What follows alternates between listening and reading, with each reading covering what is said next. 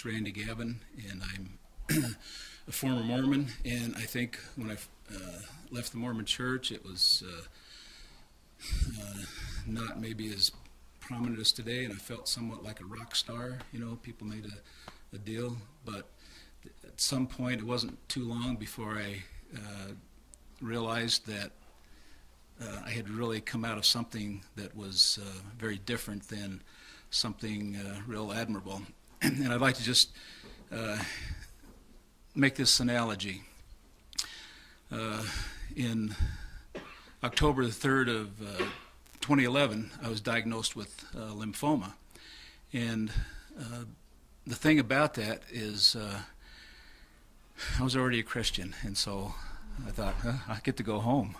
So I was pretty excited. My wife, she says, what am I, chopped liver? So I, okay, I'll cooperate. So we did the chemo, and I'm in remission, and I'm feeling great, and doing well. And I'm thankful the Lord's given me this time, and I figure that He's given it to me to do something. So try to take every opportunity, and we always have. I mean, since coming out, if somebody is being taught the missionary lessons, and a Christian knows about the Mormons in the area teaching lessons, they usually have called us, and we've gone over and sat in just to make sure the Mormons tell all the stuff they really should tell, so that people have full disclosure. They can, from an informed position, make an informed decision.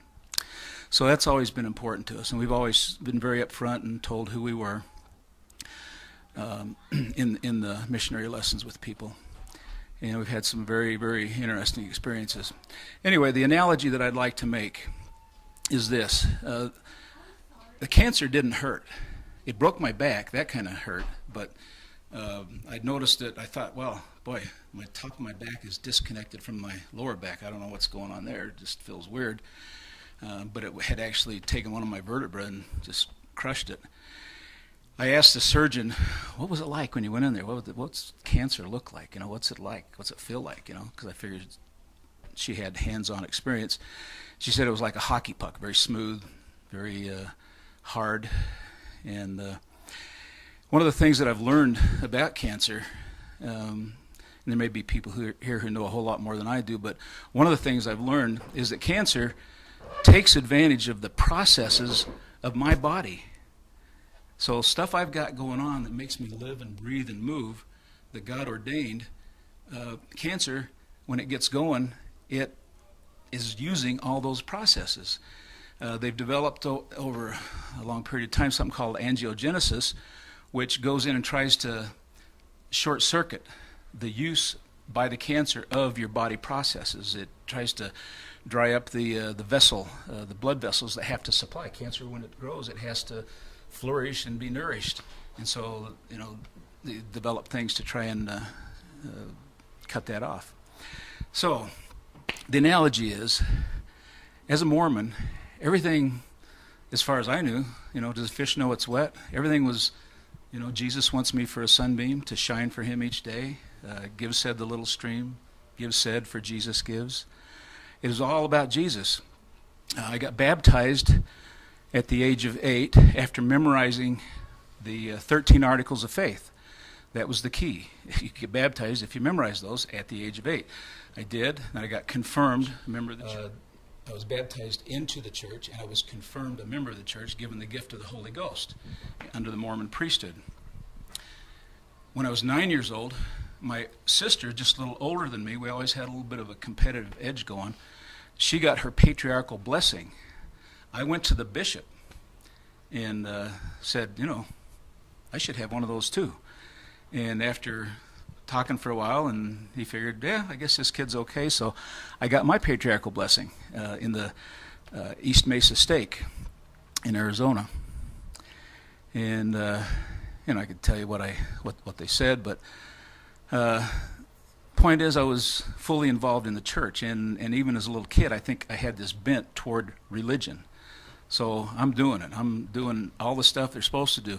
That same year, at 9 years of age, we went to the temple. The Sunday school teachers and the primary teachers gathered us up, and maybe 20 or so of us went and got baptized for the dead in the Mesa Temple. So a big, huge basin, with the oxen underneath it, and we're making this circle, just keep going. The first time was kind of cool because you're looking at all the oxen and everything's exciting, but then when you come up out of the water, then you got this big heavy jumpsuit on, white jumpsuit, and you're standing there waiting for everybody else, and it's cold, it's kind of in the basement temple, or in the temple of the basement of the temple. And I remember that part vividly. That afternoon, I was out playing just like all the rest of the kids in the neighborhood after performing ordinances for the dead. Kind of interesting. Then, age 12, ordained a deacon, moved from being a guide scout to a full-blown Boy Scout, became an Eagle Scout, passed the sacrament, became the teacher at age 14, Eagle Scout after that, and then an Explorer Scout, and just doing all the activities. I remember thinking somewhere late in high school that I, as a teenager, didn't really have time to sit down and really think because I was so busy. School, the time that school takes, and all the activities, dance festivals, road shows, plays, and just the normal weekly activities. It was just pretty amazing nonstop activity, and I was happy. I was very happy with it. Then you reach the age of 18, well, it's time for something else to happen, missionary preparation class. This photo here, that's me, punk. And I get up to I go through my missionary preparation class, and then having done that, it's time to go to the temple, or at least waiting to go to the temple. The call comes from the prophet. It was Spencer W. Kimball in this case. No, pardon me, it was David O. McKay, and he died right around that time. Anyway, then Spencer W. Kimball. So I get this call, and it says you're going to call to the Cumorah mission, and Cumorah sounds like somewhere near Samoa, where my friend Charlie had just been called to. But it was upstate New York. And so when I heard New York, I'm going, okay, asphalt, I'm going to be playing basketball with a lot of black people, and it's going to be a lot of fun. So I get out there, and it's upstate New York, it's green, it's farmland, it's, in most cases very rural and beautiful. While I was on the mission, I just maybe hit some incidents that happened. One would be that I was called to serve over in the Cairo area, which is Catskill along the Hudson River, and then from there, district leader over closer to Rochester. And I noticed one day at church at the Rochester ward, the bishop and the elders quorum president were arguing vehemently, a very heated exchange between them. And the gist of it that I could catch was the discussion about the priesthood and the inability of a certain race to hold it, and don't talk about it here, like it's a subject for somewhere else. I don't know where, but anyway, there was that incident, and I thought, I never heard of that. And growing up in Mesa, I just never did, never heard of it for some reason. That there was a prohibition to the priesthood. So my next experience with that was over in Buffalo, in this beautiful family with 7 boys had been baptized into the church the year before. And they had began their progression in the church, doing the things that you do to become active and fully invested Mormons, which included genealogy. And their line, their attention that they had one relative back there that was of the black race. And so this family of boys and the father were told not to use their priesthood. They still had it, but you can't use it. So every position and leadership and every ability they had in the church at that time was withdrawn from them. They could participate as members. I found this very strange and didn't know what to think of it. I was in the gospel doctrine class, and this family was obediently submitting to that. They hadn't left. The gospel doctrine teacher made the comment that the brethren back in Salt Lake are talking this thing over pretty seriously, and some of them feel that the time has come. And all of a sudden, from the folding doors at the back of the chapel that go into the rec hall, the stake president, Vincent, a research doctor over at Roswell Cancer Institute, he comes out and he says, "Are you saying there's dissension among the quorum of the 12? And the teacher was probably as nervous as I am right now. And he stuttered, stumbled, and then said, "Well, I was back in Salt Lake, and this is what, people that I know there, that know those people are saying." Well, they escorted him out of the church at that right then and there. I have been amazed as I have thought back of the justification, the mental gymnastics that I went through in order to make the Mormon Church the only true church on the face of the earth. And that was one of those moments. And I won't go into detail because it was pretty stupid and embarrassing. But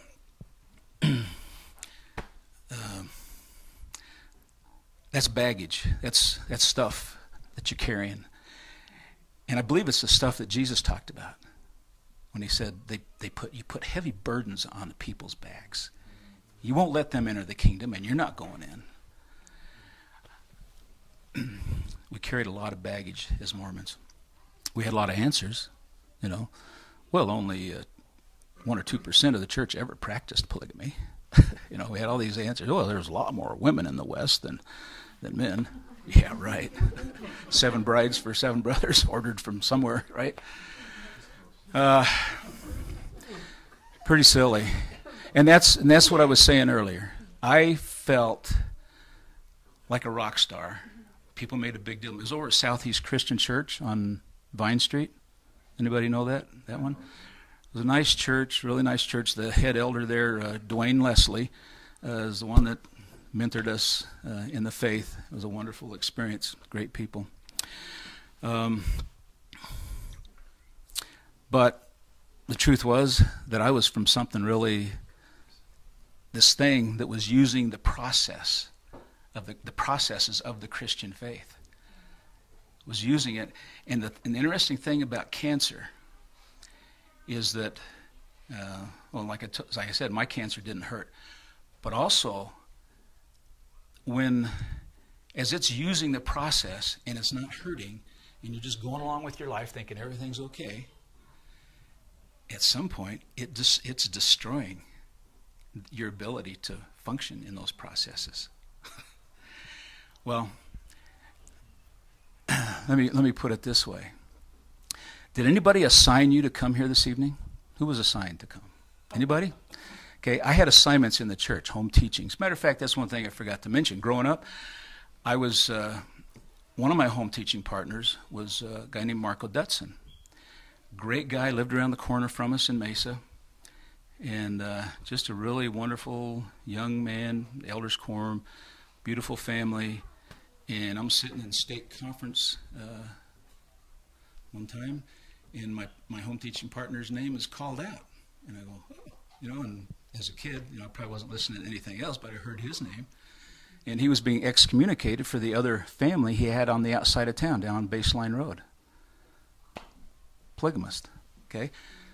Wonderful man, okay? But eventually that process is a killer, or it gets killed. The cancer kills the process of what God's purpose for us is, which is to develop in us the character of Christ. I got another home teaching partner, and his name was Gene Cook.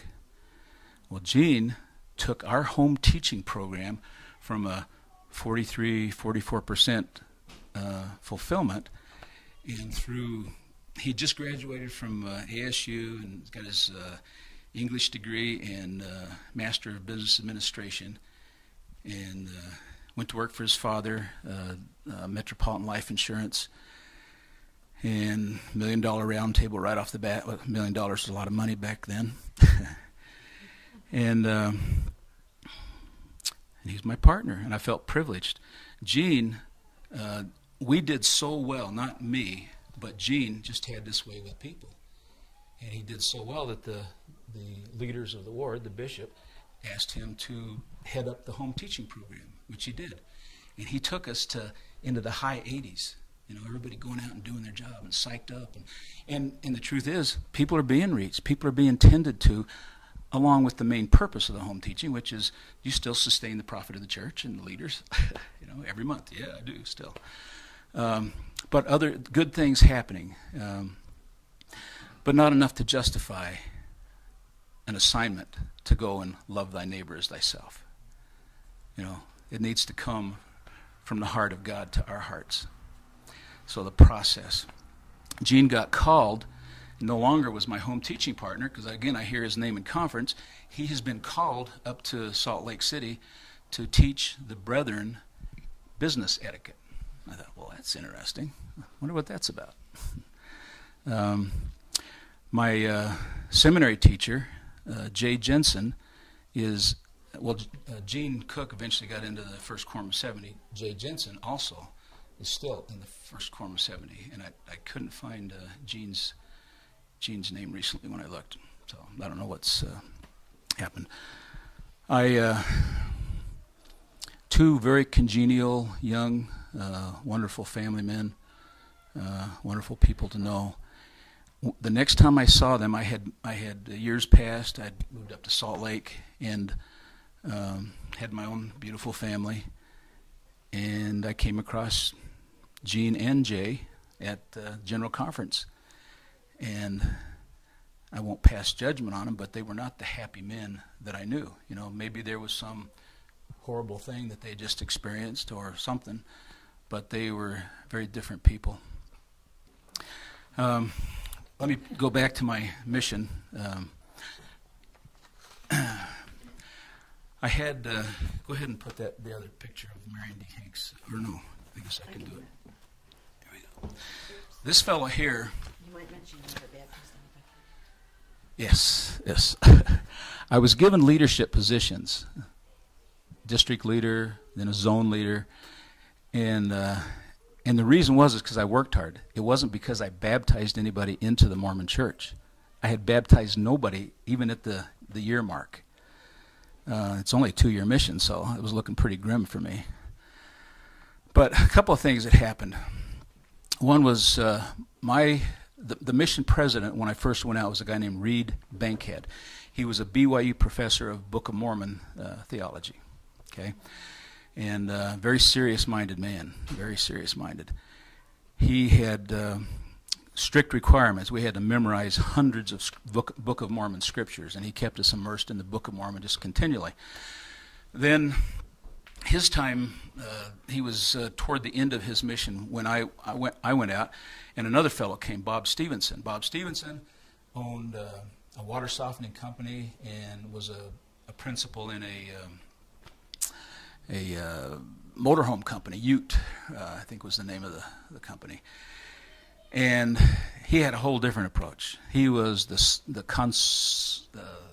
consummate salesman, excellent.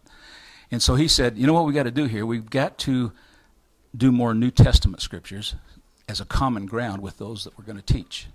So all of a sudden we're switched. Now, as a Book of Mormon scriptures, because the Book of Mormon does speak so much about Christ, I was concerned that maybe my testimony of God wasn't as good as it should be. So I began praying, God, give me the one that's the zinger. And so I was looking for a sign, that God was going to give me that, boy, I'll be the greatest missionary there is. And I had an experience, kind of like Joseph Smith describes in his Sacred Grove. You know, this really ugly thing rears its head, and you don't want any more of it. And I quit praying for a while. And then a while later, after the new mission president, he's got us reading the New Testament, and so I'm reading, and I see a wicked and adulterous generation seeks after a sign. And I, at that point, honestly believed that I was convicted of sin, because it wasn't a specific sin. I was convicted that I was a sinner. Okay? I'm still a Mormon, right? And so I began praying again, devoutly, only this time I was asking God for the remedy for my sin. And it wasn't a feeling, but God showed me the remedy, Jesus Christ, in the person of Jesus Christ, the only way. And so I took great delight in going out and telling people that, because I now had the zinger. Only problem is I could get no one into the water. Nobody wanted to be baptized as a Mormon because Jesus Christ is the real divine Son of God. And I found that interesting. So this guy, Marion D. Hanks, of the First Council of 70 at that time, he comes out to our mission to interview all the missionaries, which they do yearly. Everybody gets interviewed by a general authority.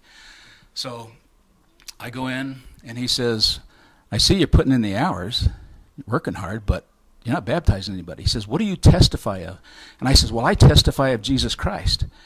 And he said, He says, well, listen, if you'll testify of Joseph Smith, I promise you in the name of the Lord, you will baptize people. Wow. And I said, you know, I love the church, but I don't know about Joseph Smith like I know about Jesus. And he, again, affirmed to me that if I would do that, I would baptize people. Okay? Now, what did you say about your pride?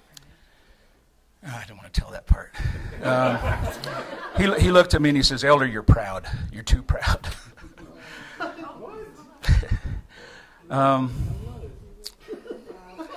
Well, anyway, shortly after that, my father sent me a book called The Challenge by Alvin R. Dyer. That book, well, they made me a zone leader. That book utilizes challenging. You know, like, well, listen, Sister Brown, I will be at the baptismal font at the ward next Thursday night at 7 o'clock, waiting for you. Okay, challenge. He told you to say something that wasn't right. Dyer did not. Well, he told me to say very specifically that I knew, beyond a shadow of doubt, that Joseph Smith was a prophet. I get what you mean. And that if I went and told people that I knew that Joseph Smith was a prophet of God, that I would come to know that Joseph Smith was a prophet of God. It reminds me, well, no analogies. Okay, so I had this struggle within myself, and it was coming up on a zone conference, a lot of pressure for the numbers, and the zone that I was over was a stinker. I mean, they were, everybody was kind of like me, not as bad as me, but kind of. And by the way, I was known as Mr. Letter of the Law. The rules were the rules. I would go on what I called search and destroy missions, and that means I get up at 4 o'clock in the morning, travel from Schenectady, New York, to Utica, just to see if the guys were up on time. Drop in, knock on their door. So I took it seriously. I developed a point system, because the zone stunk so bad. I developed a point system that was designed to give them incentives, if they kept this rule, worked this hard, did all these things. And this was the consequence. I lost that battle with integrity. I went ahead and started testifying of Joseph Smith. I became the top baptizer in the mission.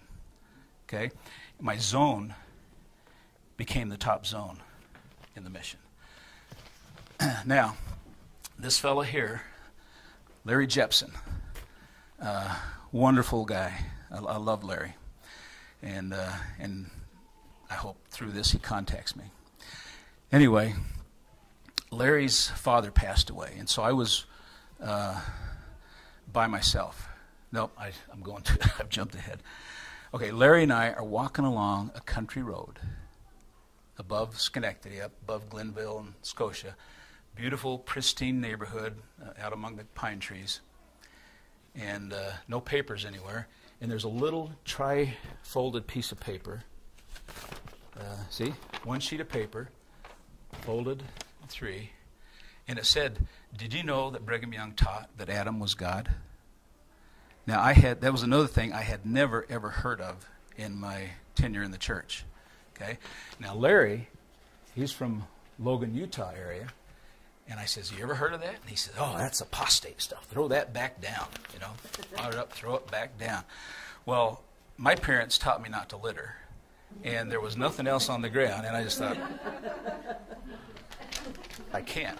So I stuck it in my coat pocket and forgot about it. I wasn't interested in it, apostate stuff. I would not have anything to do with apostate stuff. So Larry's father passed away a short time later, and he had to go home to his family for a bit.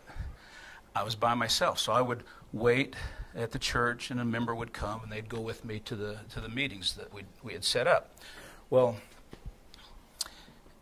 I'm at the Stake Center in Scotia, New York, on a Saturday morning. Brother Woods, our barber and the custodian of the building, is there, and I'm waiting for the guy, and he's a little late, so I'm bored. And I reach into my pocket, and holy cow, oh yeah, that thing.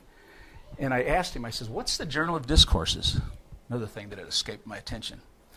And he pointed behind me, and there was a glass case and a beautiful set of books. And I went over to it, and I said, "It's locked." And he threw me the key.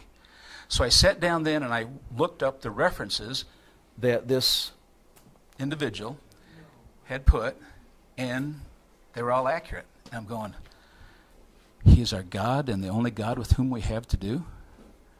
And I'm thinking, okay, 1800s, kind of flowery language. He's just trying to say that Adam was the God because of our flesh. That's it. God because of our flesh. 1800s flowery language, so I put it aside. That was it. Gone. And I went on my merry way. I went home, married her. Her and her family had been baptized in 1970. There's the two missionaries. Yeah, Scott Roberts and Guillermo Anguiano, both precious souls that God wants to save. Yeah, we got married, and we have children, evidence, grandchildren. That's the Mesa Temple. Yeah, Mesa, Arizona Temple. So, what year was this? 1970 that her family got baptized by these fellows. In 1972. And I met her like 2 months, 3 months. I was baptized. 3 months. And then I was I guess the month after that, I was heading home to Mesa, Arizona, and I was walking around saying to everybody, "Hey, if you're ever in Mesa, you got a place to stay," which is what I did out in New York just before we moved here. Hey, if you're ever in Utah, you got a place to stay. So her and her family came by, and anyway, things clicked, and we got married.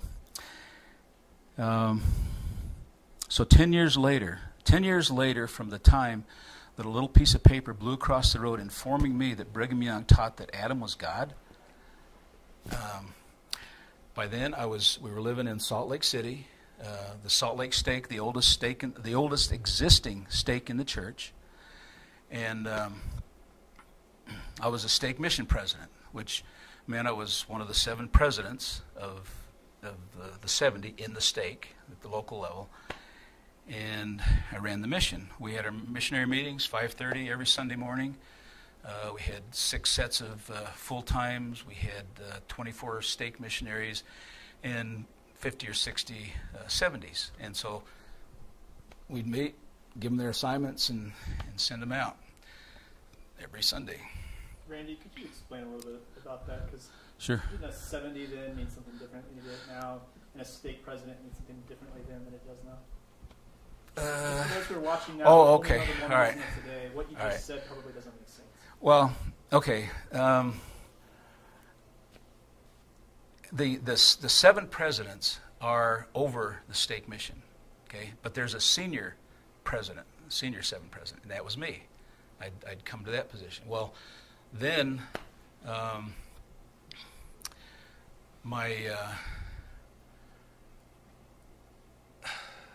did I explain that well enough? Well, they don't have it anymore either. Yeah, well, that's something I don't know for sure. That's true? I've been told that it's very different now, stake Yeah, but mission presidents. we left pretty. I mean, that was before. What year was this? After. Right, or roughly? This would be 19... 83 or 80, 82. probably 80. Yeah. Sorry to interrupt. Yeah, no problem.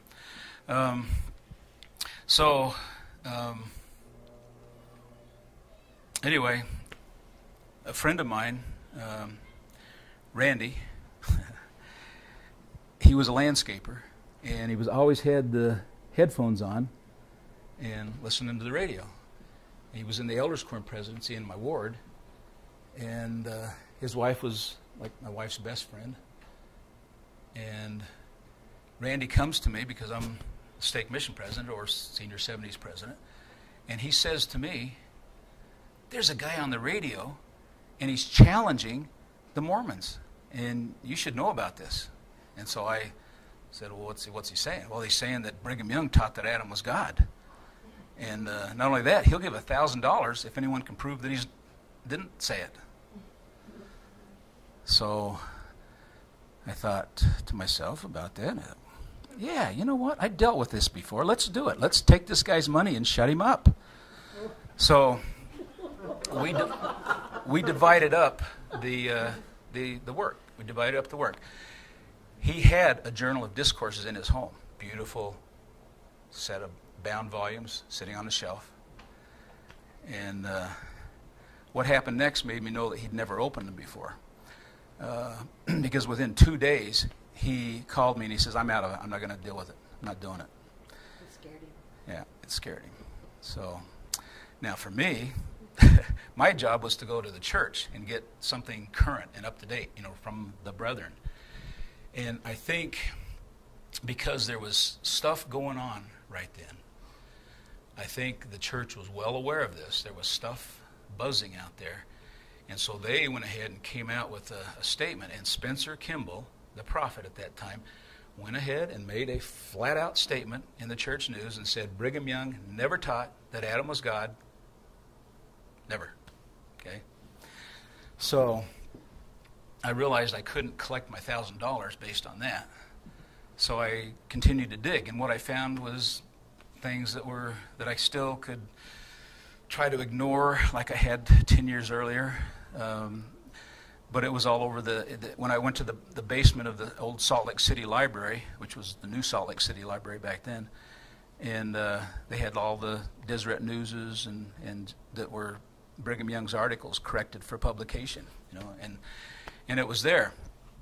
But I was troubled, but nothing like that was enough for me to question the church very far at all. So there came a time when, well, no, I want to show that. No, it's not that. There came a time when I, in this process, I visited with my neighbor across the street, a fellow named Alan Roberts. He was a high councilman in our stake. He was editor off and on of the Sunstone magazine, which I knew very little about.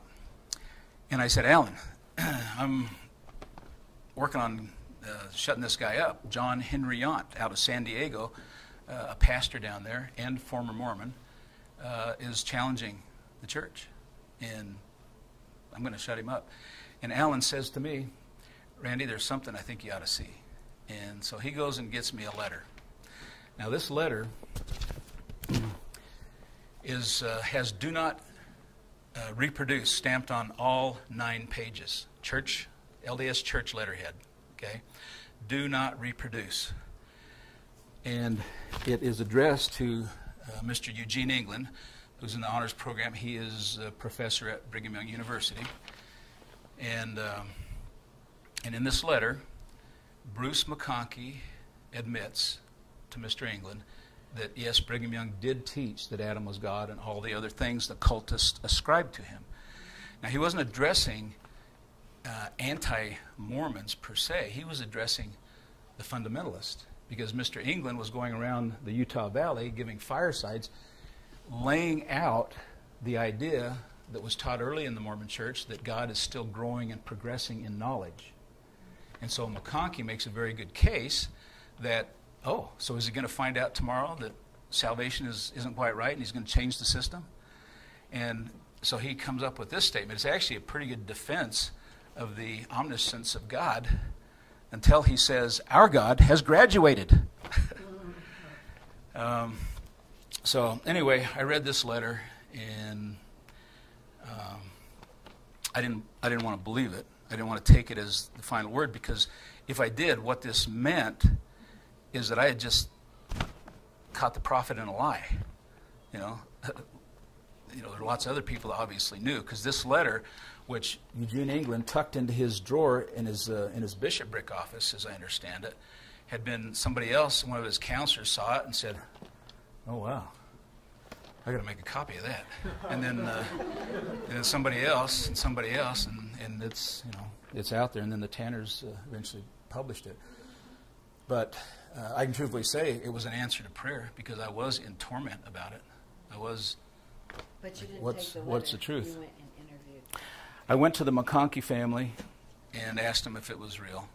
I didn't dare approach Bruce.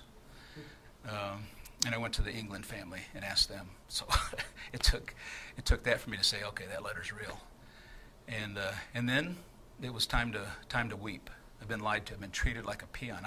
I center my life around the church, and this is the way they're going to treat me. I took all the seminaries and institutes. They're going to treat me like this? So I'm as arrogant. But I was mad. I was really ticked off. But in my position in the stake, I had to show up at meetings, which I did. I did my thing. Had a couple of weird experiences. One was this guy shows up. He's all dressed in white. It's like 5:30 in the morning. Well, no, it's like 6:30, because after the meeting, we all come out of the meeting and milling around in the foyer, and this guy just makes a beeline to me. He's all dressed in white, and he comes to me and he says, "There's a blessing waiting for you in connection with your dead ancestors in the temple." And I just like, holy cow, what is that about?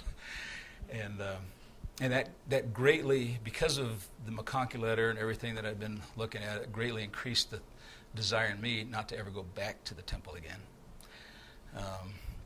So I was growing disaffected in my heart, but I wasn't growing toward God.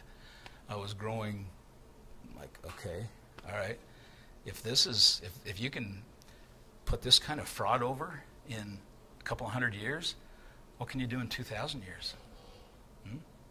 What's this mean about the Bible? And because, I think because of what God had shown me earlier as a young man, I was all the more in jeopardy of becoming a jaded unbeliever, and I think that happens to a lot of them. But you did preach Christ, and that's what got you. Yeah, I did what I could, and I told my poor missionaries. They were confused. I told them that you know what, I think because we live in this stake where Temple Square is in our district. I interviewed people if they came through Temple Square and wanted to take the lessons and be baptized. I interviewed them for baptism. Because of the nature of this, and we send people back to Ohio and to Florida and wherever, and the church may or may not be strong where they go. We need to give them God. We need to preach Christ. And I think we need to back away from, talking about prophets, Joseph Smith, etc. Preach Christ more. So I did say that.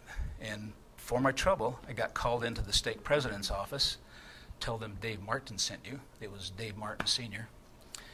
And he said, Randy, it's been reported to me that you're saying this. And I said, well, yeah, and I told him my idea was, we're sending people all over the world and they need God rather than, to hear about a man. And he says, Randy, this is the gospel of the restoration. We preach Joseph Smith. So that happened. And then it happened one more time. I kept doing it, and he called me in again. And then he was very nice, very kind man, and he put his arm, his shoulder, his arm around me, and he says, I think what I'm going to do is I'm going to reorganize your mission, and I'm going to give you a couple of counselors, and these are old war horses in the church, and so if you have any questions, just lean on them. And it was a guy named Paul Royal, who had always been forever with the church historian's office, and then a really nice kind man named David Fisher. And both these guys were great to work with. And because I kept talking about Jesus and that, then the stake president, he doesn't know what to do with me. And so he puts me in a bishopric. And I was an executive secretary for the bishopric. And in that capacity, I received a copy. Oops. Oh, that's a whole other one there. I received a copy of a book called... Nope, it's not that. Huh. Well, I didn't bring it, but it's called The Way of the Master by Mark E. Peterson. Every bishopric in the church got a copy of that year. Okay, and in that you'll find very prominent statements that salvation is in the church, it is through the church, it is by the church, and there's no salvation outside the church. Okay, just really plainly stated. So, at a quandary what to do, I spoke with my neighbor Alan about all this, and I won't reveal in this because it deserves his privacy to an extent, but he had found his own way to deal with the Mormon Church's falseness. Okay, and he could function as a high councilman in the stake. So he invited me. I told him I couldn't see it. If it's not true, I do not want to be here. I don't care how fun, how good, what position they call me. I do not want to be here. So he tells me, "Oh no, you can't. You don't want to throw it out like that." And right at that time, the building just to the west of Temple Square, they were developing. The church had hired 2 anthropologists, and they were developing a museum there. So he told me that, hey, we're getting together with the 2 anthropologists and Ron Walker of the church historians department, and we're kind of getting together. Pardon? Or that guy that was the archaeologist. Yeah, I don't say his name. Oh. And so they were having meetings on Sunday evenings, just talking about stuff. Well, I can't remember my wife's condition. She didn't go. You just had Callie, but your mother and your sister were there, and they went with me up to that. Neither one of them, well, her mother was Mormon nominally, and her sister was not a Mormon. Her sister was a PhD candidate in anthropology, so she was interested in going. So we went up there to the meeting, and during the course of the meeting, it was explained. Ron Walker, church historian's office, he says that there are 9 different versions of the first vision, and the verdict is still out. The brethren haven't decided. Somebody asked that question. He said, well, the verdict is still out. The brethren haven't decided yet. Which one? Which one what? Which version? Was correct. That's right. Ron Walker said that. Now, this is what happened. Okay, and the time of this is probably 81 or 82. Callie was born. Oh, Callie's born, so it's 83 for sure. Okay, Callie's born in July. Yeah, 83. Okay, so then I'm walking to my missionary meeting, my stake missionary meeting, and Paul Hanks, who was the director of all the seminaries and institutes in Utah, he's walking down the hill. It was Capitol Hill where we lived. He's walking down the hill, and he meets me, and we're walking toward the stake center. We're talking, and I said, hey, by the way, what's the deal with the 9 different versions of the first vision? He goes, what? And I said, Yeah, Ron Walker told me. Ron Walker was in our stake, too. Bruce McConkie was in our stake. Gordon Hinckley was in our stake. L. Tom Perry, on and on. They lived in Zion Summit and up on the Ensign Downs there, various places. Anyway, so I asked Paul Hanks this question, and he says, well, that's not true. That's not true. And I says, yeah, actually, that is true. You know, I was there. And so we walked the rest of the way in silence. He gets back with me later that day and tells me, I talked to Ron, and that's a big mistake. He didn't say that. He didn't mean that. You know, big mistake. Didn't mean it. That is not what he said. I go, really? And so I thought, I must be nuts. You know, I thought I heard it. I must not have. So, fortunately, I had her mother and her sister, and I called them up and I said, hey, what do you remember hearing Ron Walker say about the first vision? Just, you know, if you heard anything, tell me. And they verified what I heard. So I'm not crazy. Cool.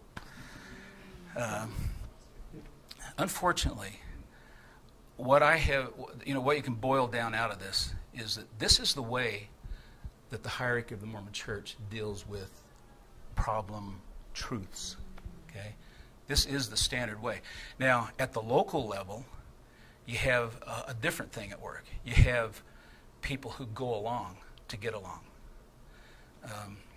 My wife and I can both tell you it was fun being LDS. We enjoyed it. We had no thought to leave. There was never, ever a thought to leave. As a matter of fact, it was kind of hard to leave. What about Paul Hanks in the back? Paul Hanks. Oh, he's in the back. Well, okay. We're at church. No, this has got to be. Yeah, no, we're at church. And Paul Hanks comes up to me and he says, Randy, the stake president wanted me to ask you, President Martin wanted me to ask you, are you holding apostate meetings in your home? And I knew they were having trouble with somebody was really pushing, some Mormon was really pushing the Jehovah Witness agenda. But no, I was having no meetings in my home. And this was very offensive to me, very offensive. And then he asked me one more question. Are you holding marriage encounters in your home? And I said, no marriage encounters. I didn't realize how irate I was because I was, you know, Pardon? Marriage encounters. Okay. All right. All right. My wife, even though we had all these small children, my wife worked in the primary, both the ward primary and the stake primary. And she had a good friend, Tanya Martin. I'll say her name. Tanya Martin. And Tanya had married a nice Catholic boy, Rick. Okay? Tanya and Rick were a really nice couple. Very nice. And had beautiful little children. And Mary says to me, you know, it's such a heartbreak for Tanya because her husband's Catholic, you know, and she just, couldn't you go baptize him? And I said, sure, no problem. So we went and we taught Rick the lessons. And Rick, he got it. He saw it. You know, that makes sense. So he got baptized. Everybody's happy. Tanya's happy. And then it's time to start the course of going toward the temple, right? There's a course you take for the year before you go to the temple. So Rick gets to the fourth month, the fourth lesson, where they explain to him that he's going to be ordained to become a god. And all of a sudden, nobody can find Rick. So Rick Martin dropped out of sight. We lost total contact with him. He did not want to talk to any of us. So should I bring him in later or No, just tell about it now? Okay. A few years later. No, but go to the What? marriage encounters, what you're going to Oh, right. Okay, sorry about that.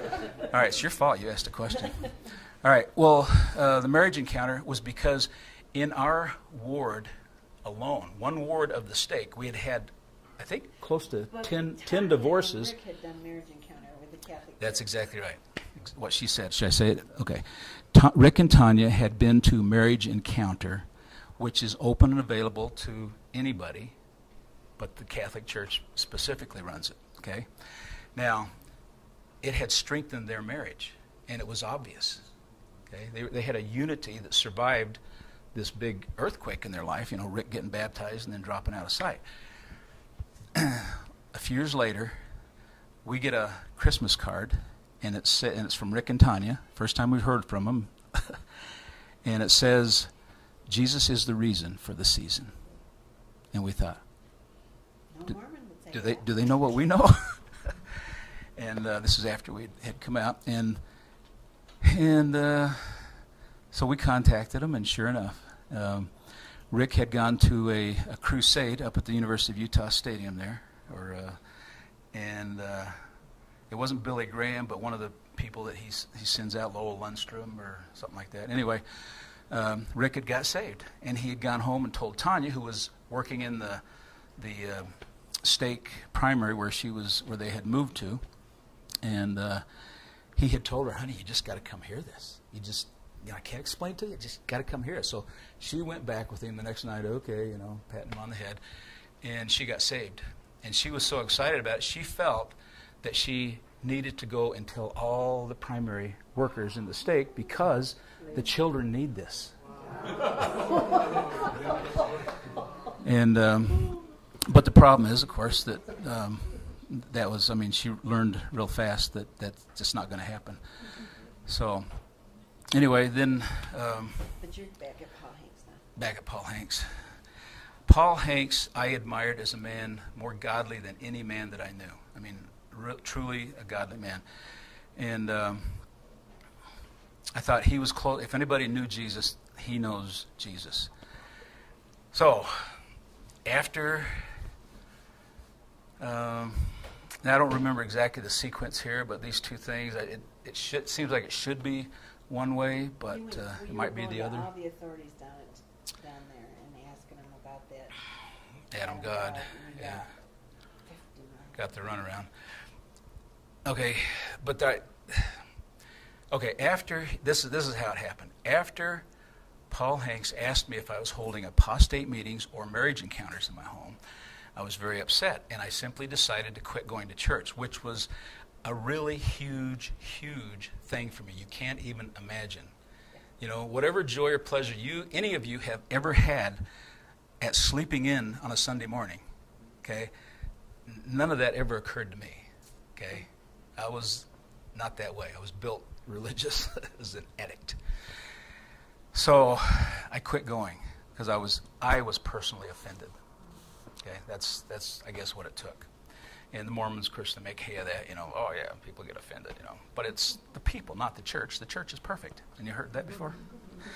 So I wasn't going to church, but yet I was still, in a position. And so the guy that had taken my place was a lawyer named Scott Jenkins, another really nice fellow. He comes and he says, "The president of the stake has sent me, and Randy, is there anything we can do? What's the matter?" I says, "Well, can you take a message to him for me?" And he says, "Well, sure. And I says, "Tell them I think they're the biggest jerks I've ever met in this whole world." Now, I said this about people that I like, but I was really upset. I was mad. I don't know if he delivered the message. I can't picture it. He was too nice a fellow. But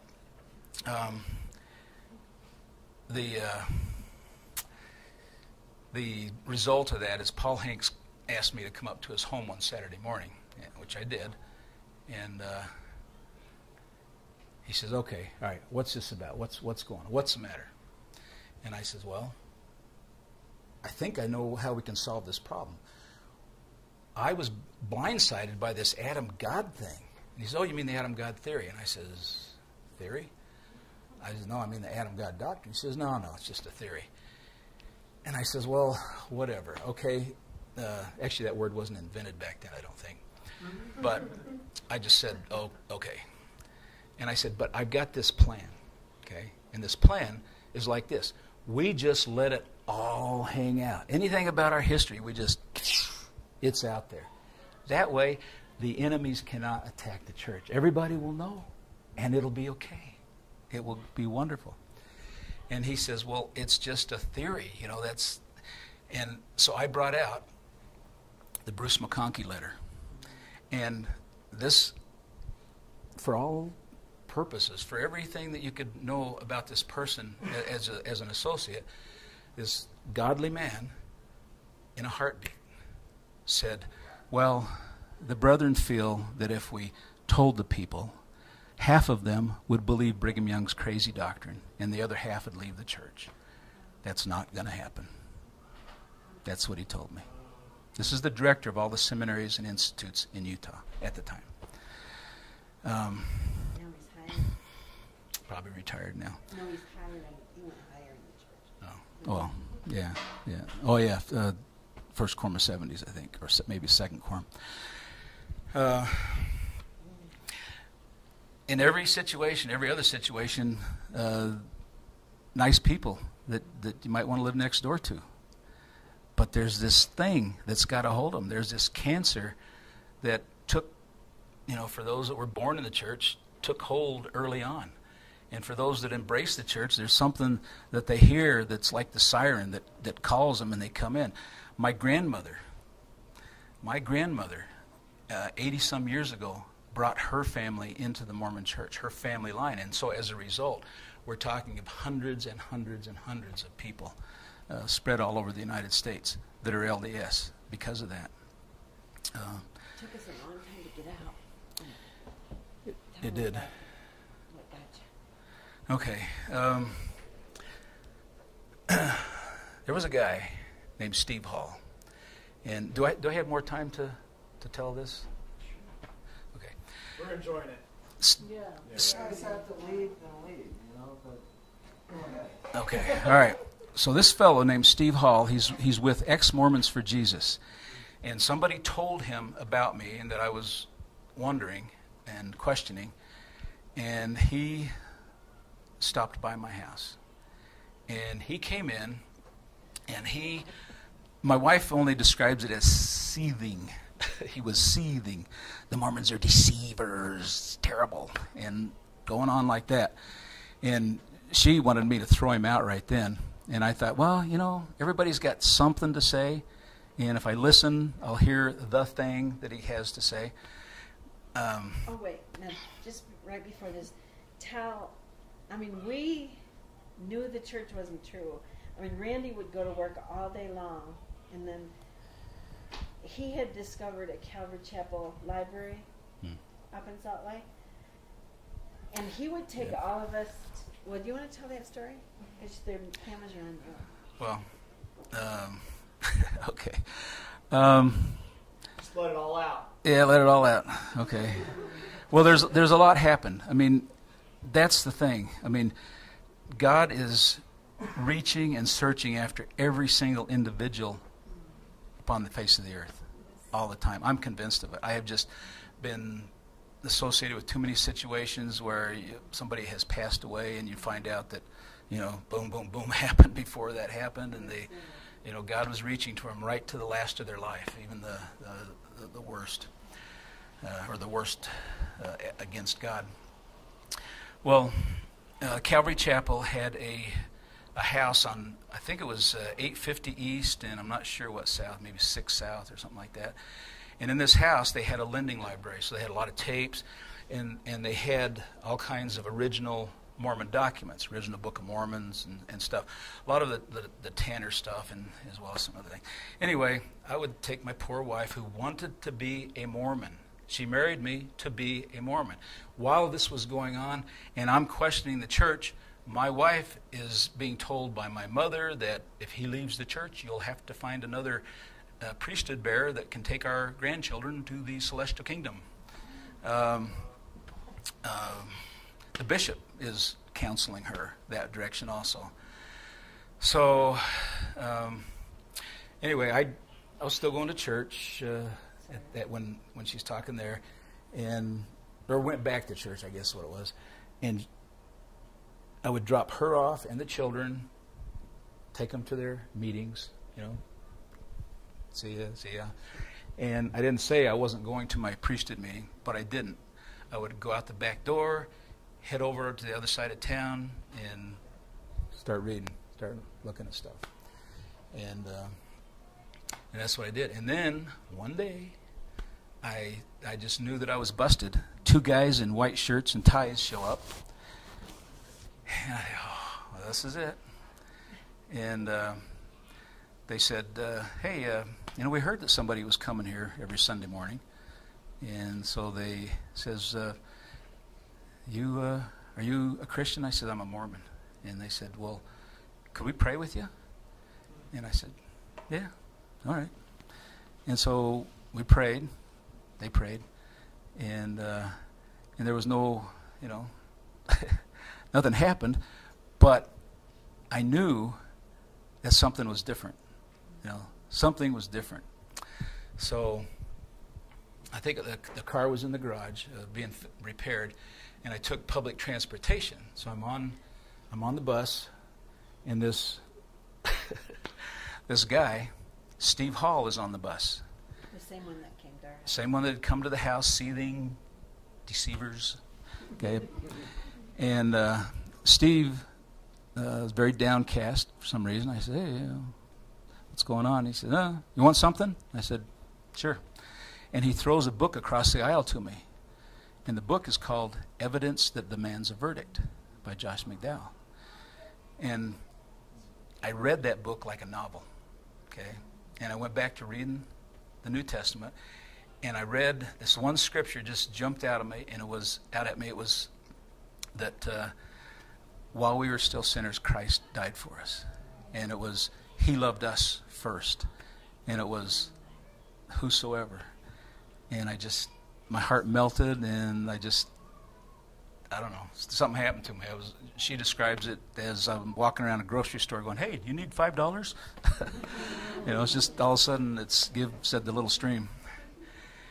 And so the sad thing is when God calls us, we're supposed to respond, whatever the cost. And again, I guess because of a lack of integrity or whatever, I became an undercover Christian because I did not want my family to bust apart. And so I was joyful as quietly as I could be. And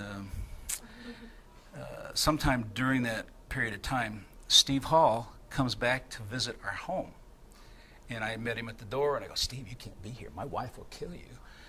And so he says, oh, no, let me come in. I got something to tell you. Let me come in. She'll want to hear what I have to say. So he comes in. I'm thinking, oh, boy, this is going to be fireworks. And he says, I was wrong. I was deceived. The Mormon church is true. And he bears his testimony to us. And I'm just looking at him going, and I'm clicking through all the things that I have discovered about the Mormon church, and I'm just looking at him going, you're nuts. You're absolutely nuts. So what I found out about Steve is he had, out in Iowa where he was from, there was a girl, and he got baptized in the Mormon church for this girl. And then when he got out here, she dumped him, and he left the church for this girl. And our stake initiated a singles ward that year, and he had met somebody that was going there that said, hey, come on up here. And so he was back in for a girl. Poor Steve. But he gave me evidence that demands a verdict. And I read it like a novel, and I love that book. I've got several copies. I give them out to people. And what it did is it gave me a sense of the history that our Bible has. We dismissed it as Mormons so lightly as, translation after translation. But the history of that thing is just, it boggles the mind. The more you look at what God has done in that, it's just amazing. But our marriage almost ended. Oh yeah, that. Well,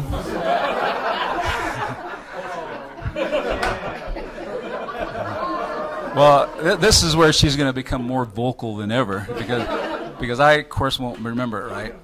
But basically, our marriage did become more rocky as time, because, like I say, she really did want to be a Mormon. Well, let's just say I told you.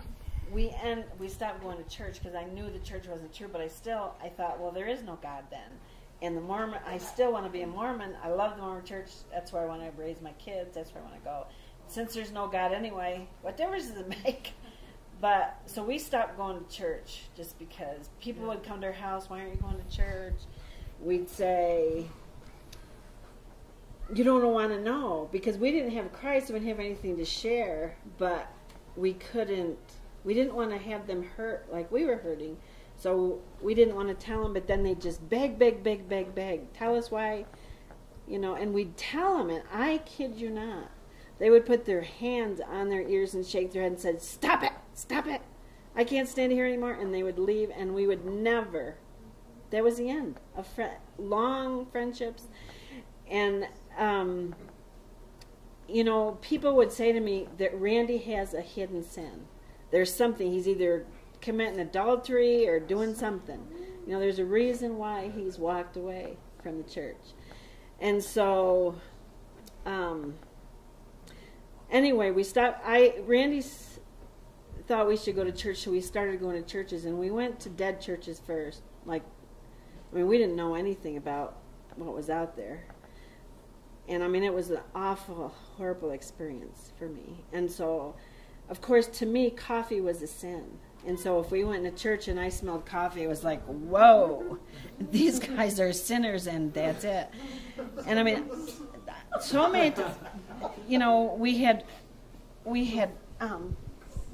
this is the condition that we were by the time we totally left the church. And, we were... I'd like to be in that condition again. We were about to get divorced, really. It was bad. And Randy was, he was a Christian already, but so he tried to get us to, he finally found a good Christian church. He would take the kids, and I would stay home. And it was Southeast Christian Church, which was way far from our home. And there's a long story of how he got me to go there, and it would sound silly, so I won't tell you. But he got me to start going to a Bible study with some wonderful people, and then to this church. And Sundays were always the worst day, because I just would so struggle with going. Because as a convert, you see, he grew up in the church. But I was that convert that it talks about in Matthew that was twice the child of hell, And so I really had a hard time getting a relationship with the Lord after that. And I can remember one Sunday, I think the kids were this age, and we were going out to Southeast, and it was a crazy day. And we lost our dog that morning when we went anyway. And our oldest son there, Jack, he had super glued our oldest daughter's fingers together on the car ride out there. And anyway, and Randy and I were the Bickersons at that point in our life. And Randy had just read a book, and I'll let you tell them about your book. Because, our marriage was about over. Well, interestingly, Jim Spencer had gone through this in his life, and as he went, he wrote a book called Beyond Mormonism. And a guy named Bruce Packer at the Southeast Christian Church handed that book to me. He says, man, you need to read this. And it really, what it boiled down to was that he says that on a particular drive, he called it the Sugar City Curve, God just really spoke to his heart that he had been trying to be his wife's God, Marguerite. Been trying to be her God, be her Holy Ghost. And God spoke to him and said, hey, she's mine. She belongs to me. You go be a Christian. You let me worry about Marguerite. That kind of thing. So Jim did, and happily ever after. As it goes with human beings. I looked at that and I thought, that would really mean trusting God, And I prayed to the Lord, and I just said, Lord, I know you don't want families to break up. You hate divorce, and I certainly don't want my family to break up. If I do this, if I make this step, I guess I'll see what your intention is. And so this particular Sunday morning she's talking about, the dog had run away. The youngest one's bicycle had been stolen out of the driveway during the night. Nobody was speaking to each other on the way, really. And my wife was only going for one reason, and that was we had a goat in the city and had gotten rid of it out to the equestrian park to be a horse's companion. And I promised her we'd go visit the goat after church. So that's why she went. So anyway, we get there, and she made every indication that she was not going in to the church. And so I thought, well, that's actually good, considering what I'm about to do, which was to make a public profession of faith in Jesus Christ. Okay, so got in there at the appropriate time. I went forward. Jerry Lewis was the pastor. Josh went with you. Yep, Josh went up with me, my youngest, Son. and the son. That's right. And we got baptized right then also. And my wife was in the cry room with the little girl. And she was crying because she was saying in her heart, that's it. It's over now. It's done. You know, she's not going to put up with this. So whether she had determined in her heart to leave me at that point or what, I'm not sure. But things kind of moved right along, and that was that she decided to come back to New York and respond to some family issues, and took the two little girls, and me and those three boys are there. Back in those days, you could stand out on the tarmac while the plane left, and we're just thinking that's it, you know, or I'm thinking that's it. I don't know what the boys were thinking, but I was thinking that's it. That is it. And my wife later told me that when she sat down on the plane, looked out at us, she said it just came over her. Look, your husband's trying to do what's right. You need to follow him.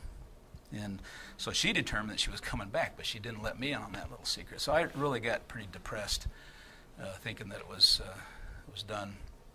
But while she was gone, a Mormon was moved out of the neighborhood, I think by God, and a Christian family was moved in around the corner. And our littlest one there, Lindsay, she is the one that initiated contact with that family. She went over there, and she didn't have any shoes on. It was wintertime like this. Fall. Was the fall? I thought there was snow. I was homeschooling. Oh, okay. This is the first contact. So anyway, the lady, Shelley, was very nice and brought Lindsay home and told her very specifically, you know, you are welcome to come to our house, but you got to have shoes on. And so Lindsay took that to heart, and I think then. Well, okay. So the This is first just time cute. she brought her the door knocked, and there was Lindsay, and she says, "Oh, I love your little daughter," but she came with no shoes on, and blah blah blah. So anyway, I was homeschooling Callie again, and Lindsay and Callie were opposite. Like Callie was very quiet and always did exactly what you wanted. She never wanted to make you unhappy. Where Lindsay was into everything, and she figured out how to do everything. And so she figured out how to open the door, and she was probably pretty 4-ish, maybe a little. Lindsay? No, Lindsay was like 3, 2.5 or 3. 2.5. Oh, I hate to think Wait, I let her out. 5. Anyway, she got out the door 3. a second time and went over to Shelley's house, and Shelley, when she brought her back, knocked on my door, she said, well, she was a homeschool mom too, and she said, I heard this knock on the door, and I went, and she said, Lindsay had this coat on, and she opened it up, and she says, Yeah. she says, I got my shoes on, and she was totally naked.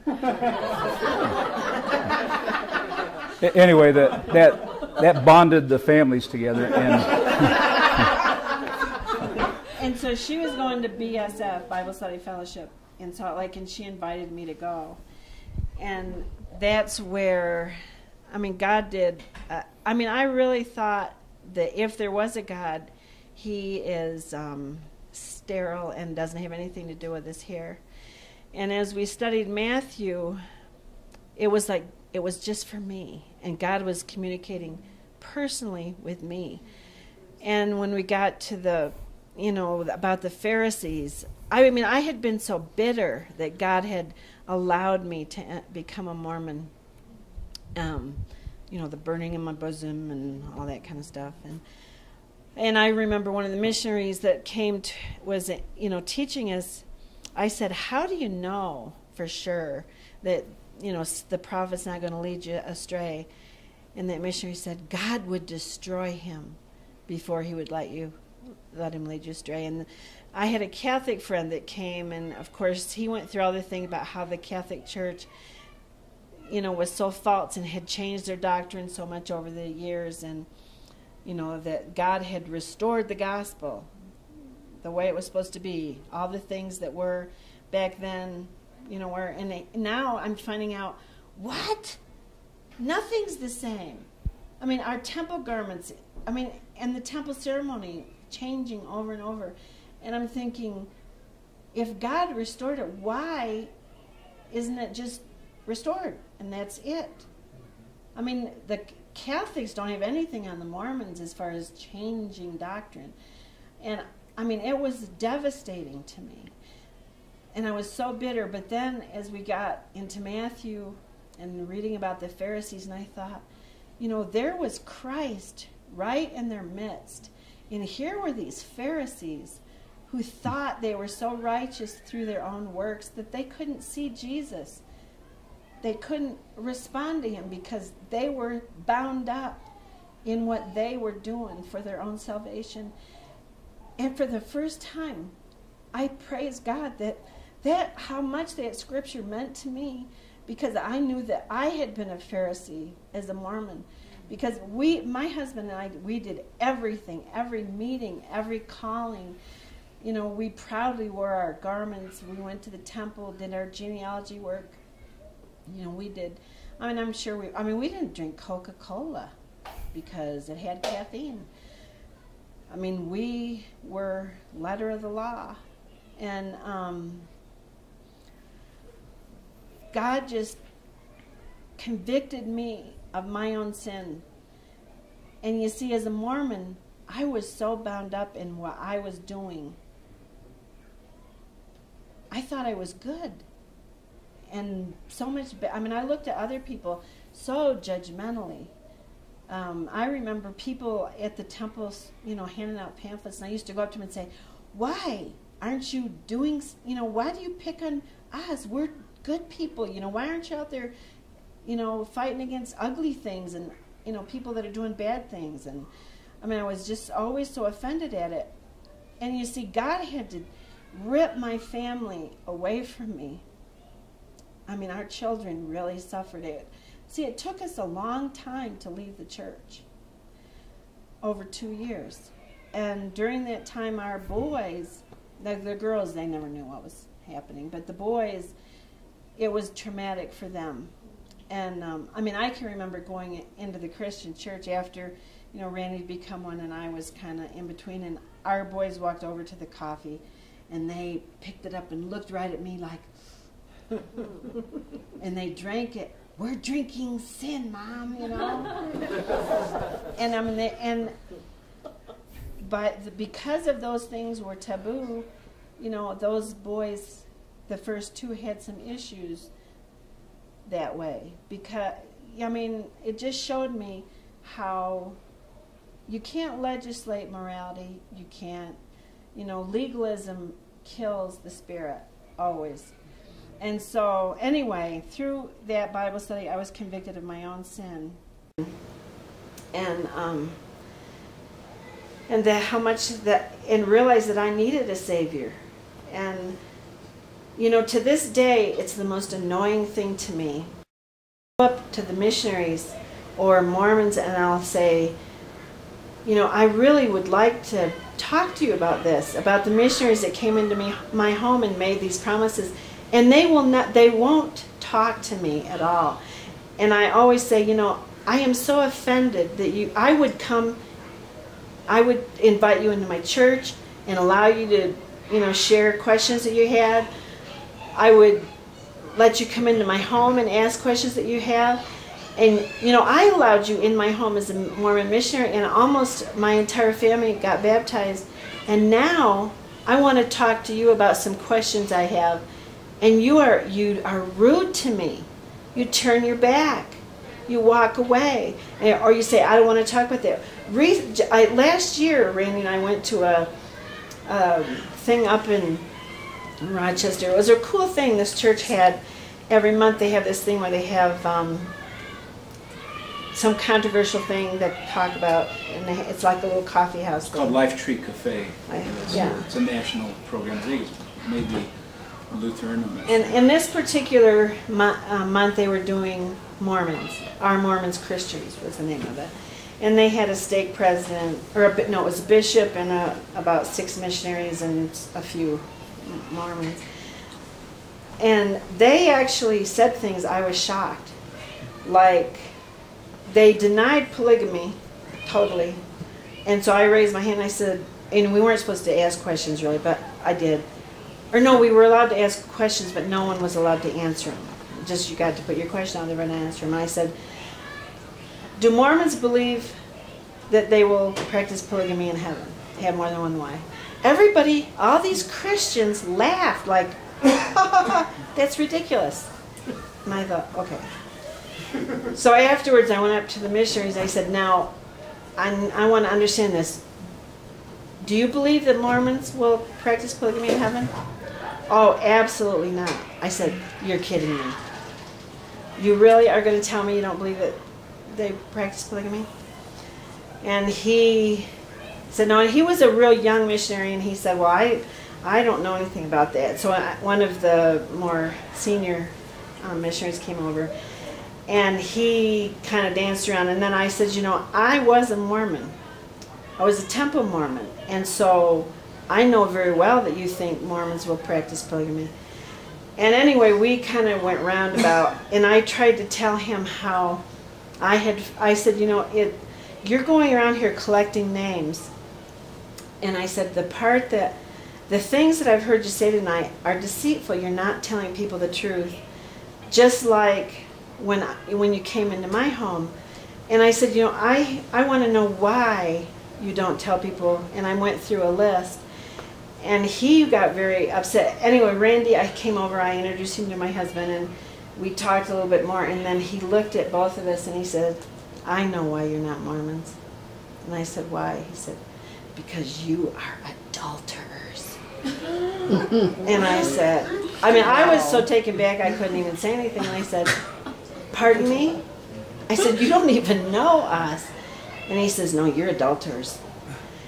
And I said, we've been married for 40 years, you know, and neither one of us have been adulterers to one another. And I said, I find that offensive, that because I don't agree, you know, with what you're saying here, that you turn around and he turned his body around, and that was the end of conversation. So I walked around him on the other side. And I said, I cannot believe you say you're representing the Lord and you can be so rude to me like that. You know, why can't we talk? I would allow you, you know, I want to hear what you have to say, and I would like to share with you what I have to say. None of that. Absolutely none of that. And then, anyway, so I got saved. So, I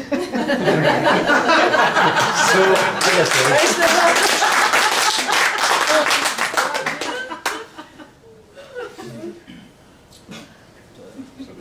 You can tell what we do. Oh, and well, okay. The reason we took the picture when there wasn't anybody there is because when people do start coming to the pageant grounds at 6 in the evening, they line up there to ask why we left. Now we had this other, we didn't put a picture of the other tent. We had another tent, What Mormons Don't Tell. we just started doing this one though. Yeah, and we just started doing this one this past year. And What Mormons Don't Tell. Okay? And that tent, very sparse. People don't necessarily come over there. But ask why we left. And I just throw that out as an idea. If you guys are outreaching, you just might give that a shot. Ask why we left. Because what we found is that the first night we did it, we had them lined up, standing in line, talking to There's only like 3 of us. maybe 3 people. And so 3 lines, fairly long. And Wow, that's awesome. they wanted to know why you left. People want to talk. They want to talk about the gospel. Right here in your neighborhood, you have people who possibly would respond to a Bible study. I mean, that's what happened to the Higleys. You've heard the Higley story. I mean, it's The Heath story? Dennis and Ronnie Higley. Oh, Higley. Higley, yeah. Right in that very chair. Yeah? All right. Except where a great man sat. Hey, I would just like to put this out there. This guy right here, I have to attribute something else. I give him credit. This man right here, that same year that he interviewed me, we were in the Sacred Grove. It was a memorable year because I believe it was either Life or Look magazine had sent a reporter to the Sacred Grove to get some intel on the Mormon Church. And one of the missionaries had exposed a few things about people leaving the church and things like that, and the numbers, and got in trouble. Anyway, this guy was talking to a group of us missionaries kind of huddled around him, and it was a light rain going on, and he said this thing that I use all the time because it's so true, but it was, I'm sure that he got it from some pastor somewhere, okay? And it was this: you can count the seeds in an apple, but you can't count the apples in a seed. What you do matters. Everything you do matters. Every time you reach out, every time you take the opportunity to tell somebody about the Christ, God will do something with that.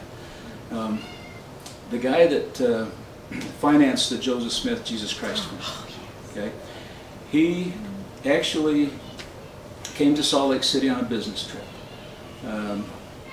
and was encouraged while he was here to visit Temple Square. He did. He was impressed. He took the lessons. He scheduled his baptism. This is in the early 80s, okay? And so he was on his way. He walks to the west gate of Temple Square, which I'm thinking, well, back then, did he stay at the Howard Johnson? But that's trivia. Okay, so on we go. A lady standing after 5 o'clock at the west gate hands him a tract that says, "Will the Saints Go Marching In?" by Floyd McKelvey. Okay? He takes it, and this guy, he's no dummy. He's a geologist. That's his business in mining. He was meeting with Kennecott people. He's thumbing through it, and he sees some things that concern him. And so he goes inside, however many steps that is from that gate to the baptismal font door, glass doors underneath the organ where I baptized my son, my oldest son. He goes in there, he asks the missionaries about a few items. He can tell he's being stonewalled. So he postpones his baptism. He flies up to Oregon where Floyd McElveen was at the time, and Floyd leads him to the Lord. This guy has like 15 companies, mining equipment, mines, etc. So lots of money. And his concern in life is that he's not doing enough. Okay? Now here's one of the things that he did right here. God's word, final, infallible, and forever. 480,000 of these were distributed here in Utah, and I believe it was either 1984 or 1985. Okay? 480,000.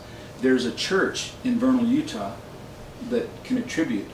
This is why they exist. They were Mormons. Wow. The whole church. A few hundred Mormons. Okay? It's absolutely astounding what you can do. Now, think about this. It was the lady standing there at the gate. And she doesn't even know what she did. Yeah, How many thousands, hundreds of thousands of people have been influenced by her handing out that one tract. Yeah. And then I was thinking that at some point, while I'm here in Utah, I'm going to run into some of the people that called me and told me their story relating to that DVD. There was one lady that told me, and if she's here, speak right up, okay? There was one lady that told me that, I believe it was her brother-in-law, or maybe her husband, had driven to the Walmart, and left the window open down on the car, and somebody pitched a DVD in.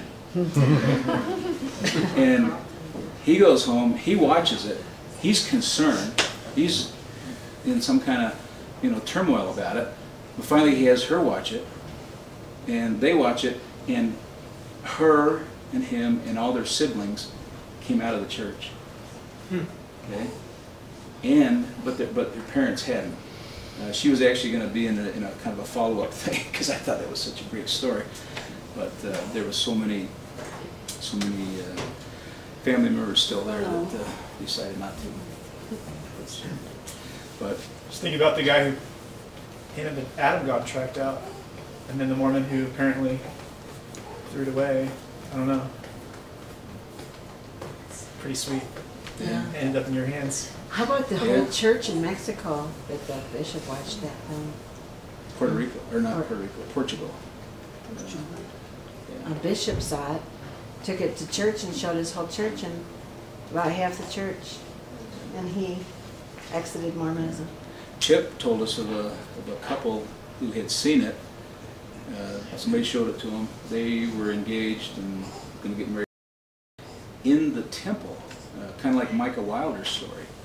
The wife, after seeing a few of the things that went on, looks over at the guy and says, and they leave. But before she left, she leaned over to her mother and said, "We're in a freaking cult."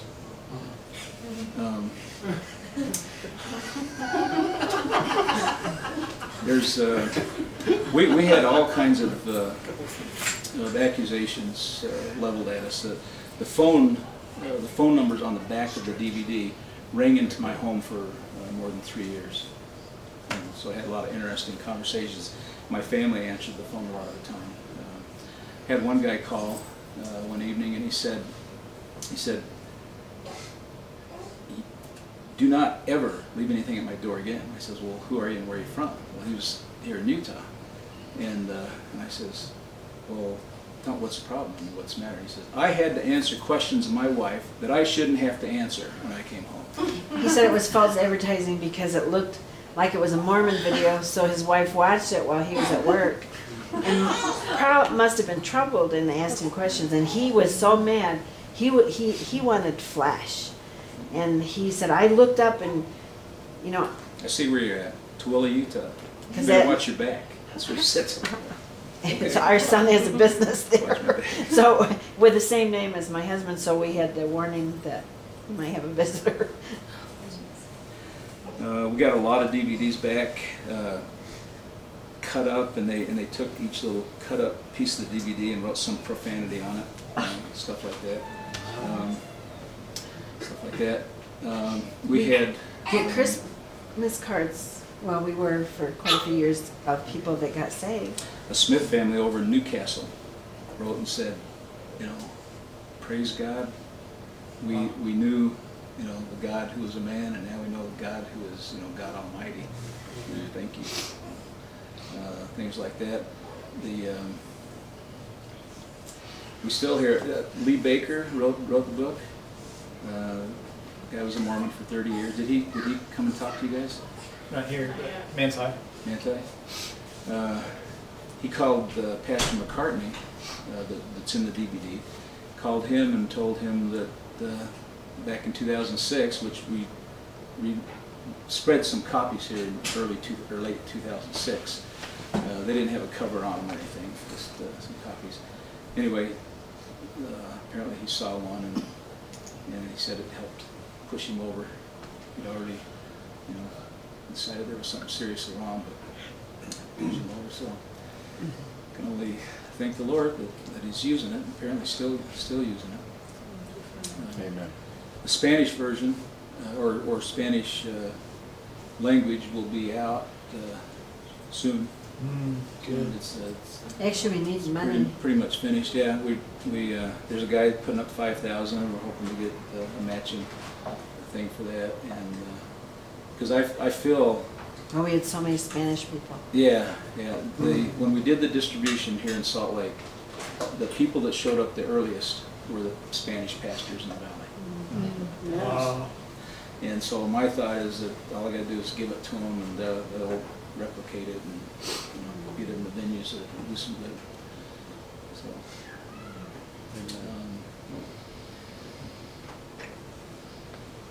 any questions? Hi. Hi.